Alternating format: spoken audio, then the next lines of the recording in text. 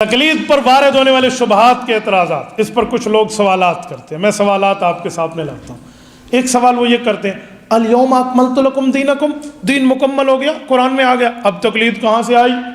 ان کو کہو الیوم اکملت لکم دینکم، صحیح بخاری کہاں سے آئی؟ اس وقت تو نہیں تھی۔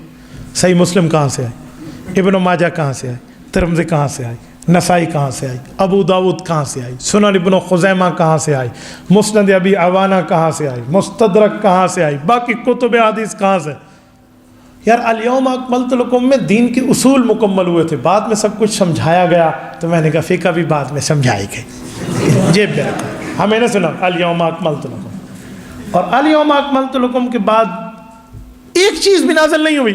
نہیں کچھ نازل ہوا تھا، وہ کیا تھا؟ واتقوا یوما ترجعون فیہ الی اللہ کی آیت آئی تھی، اذا جاء نصر اللہ کی آیات آئے تھے، الصلاۃ الصلاۃ وما ملکت ایمانکم کی حدیث آئی تھی، اور اسی طرح رسول اللہ بالرفیق الاعلیٰ کی روایات، اور یہ ساری باتیں الیوم کے بعد تھی۔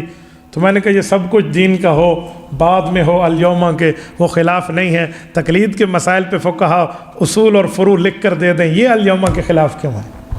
اور میرے بھائی تھوڑا گزارا، وہ کہتے ہیں نا ایکسلیٹر پریدا، ٹھیک ہے نا، تو ایکسلیٹر پریدا، ٹھیک ہے نا، اتنا بھی آگے نہ آئیے، کچھ معاملات کو سامنے رکھیے۔ بیٹا فن پہلے ہوتا ہے، بعد میں اس کی چیزیں لکھوا دی جاتی ہیں، تو اس طرح سمجھائی گئی ہیں۔ ایک شبہ اور بھی کرتے ہیں، تقلید کا لفظ تو قرآن میں نہیں ہے۔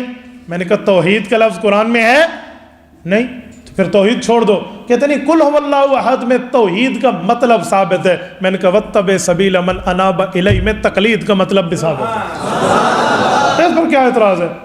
اچھا پھر پوچھیں گے قرآن میں تقلید سے منع کیا گیا ہے، بسم اللہ کر، پڑھ آیت پڑھ اور جرت کر پوری پڑھ، کہاں منع ہے؟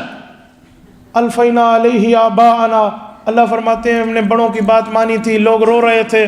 تو میں نے کہا ذرا آگے بھی پڑھ لو اس آیت کو، پورا پڑھ لو تو بات پوری ہو جائے گی۔